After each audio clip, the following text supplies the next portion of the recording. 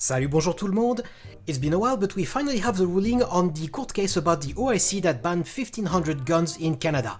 Like I said in my last video, I was not expecting this judge to rule in our favor, considering she was laughing with the Crown Attorney when we were compared to drug addicts and being told that there's no clean line between, us licensed owners and criminals. But oh boy, in the category of Trudeau stooges, she managed to outdo a lot of people. So I'm pretty sure Ian Runkle is going to go through the ruling document as well, but I'll do my own reading. And I'm warning you, this is even worse than the lack of logic and appeal to emotion that we saw in court. I'll skip to point 14 of the ruling because that's the part that really interests us. So, first, it finds that the order in council and regulation are not ultra-vires. It means beyond the power, which, yes, it fucking is. That's literally in the restriction of the power delegated to the government in council. In making regulation, the government in council may not prescribe anything to be a prohibited firearm, restricted firearm, prohibited weapon, blah blah blah blah blah. In the opinion of the government in council, the thing is prescribed to be reasonable for use in Canada for hunting and sporting purposes. Which is the case considering the AR-15 is the most popular sporting rifle on the planet, and the AR-10 is literally being used by fauna agent, and we even have non-restricted version that had been released just the year prior to the OIC. So when she says that the government in council was right in determining that its prescribed firearms are not suitable for civilian use or reasonable for hunting or sport purposes, that is a fucking lie.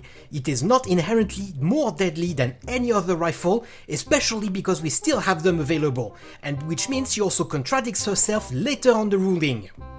Point 15 is a sub-delegation thing that I frankly don't understand, so I'll switch to the point 16, which is probably one of the absolute worst in this entire ruling.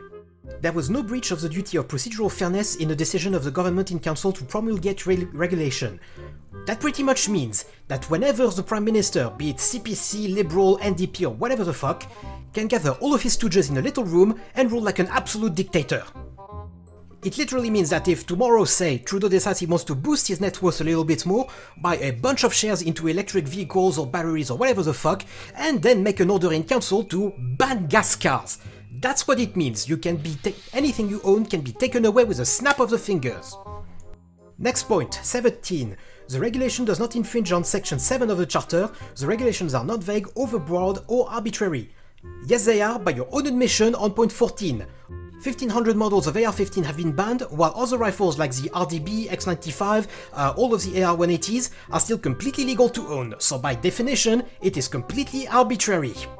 Oh, but don't worry, because alternatively, if the court had found that the regulation infringed on section 7 in a manner not in accordance with the principle of fundamental justice, the court would find that it does not infringe on section 1 of the Charter, which is the famous section that literally means you have the rights listed below until the government says you don't. So once again, she is telling you the government can do whatever the fuck it wants to you and you have no recourse whatsoever. And of course, she quotes the Crown Attorney almost verbatim, saying that, oh, he evokes public safety, then he can do anything he wants. Then she proceeds to quote the criminal code for the classification of firearms, so we are going to go directly on the point 26, when she says, contrary to the suggestion of the applicants, the government in council is not a group of selected appointees. Yes, it literally is. The government in council is the Prime Minister and his ministers. The Prime Minister literally names his ministers, all of which have never any clue about whatever they're talking about. When I was saying that this entire ruling is nothing but logical fallacies and playing with words, I was not fucking kidding. They go a little bit over the history of the OIC and the firearms legislation in Canada, but I will make just an observation on point 37, where they say the AJC also points to the long history of gun control legislation to improve public safety. That's once again a lie.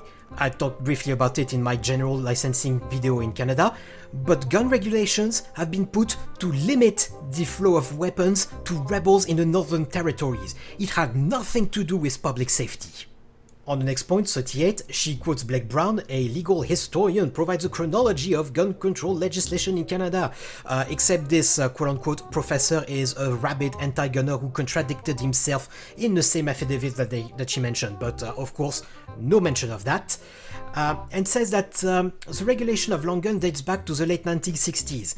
In other words, all of the antagoners are saying that things have gotten worse since the 1960s, when the gun control was enacted and kept being piled and piled and piled. So why the fuck would anybody consider what he says with any level of seriousness? She even has the audacity on point 40 to note that his work was relied on by successive governments to restrict many firearms. The guy contradicted himself in the affidavit. He is a fucking clown.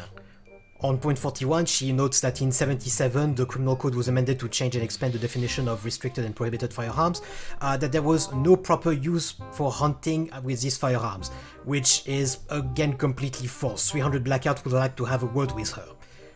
She continues to pile on the insult by again quoting Professor Brown and saying that all of these firearms that were military-type assault weapons had no use for hunting or sporting purposes. Again, as it has been pointed out multiple times during the court case, the AR-15 is the most popular sporting rifle on the fucking planet. And because on point 14 she has not insulted enough people, on point 47 she has the audacity to quote the section 117.15, the restriction that I was talking just before, where the government in council may not prescribe anything to be a prohibited firearm if, in the opinion of the government in council, the thing to be prescribed is reasonable for use in Canada for hunting and sporting purposes. Which means, and that's something that the CCFR attorneys had warned about, she decided to turn the restriction on its head to say that the government in council actually does not have any restriction.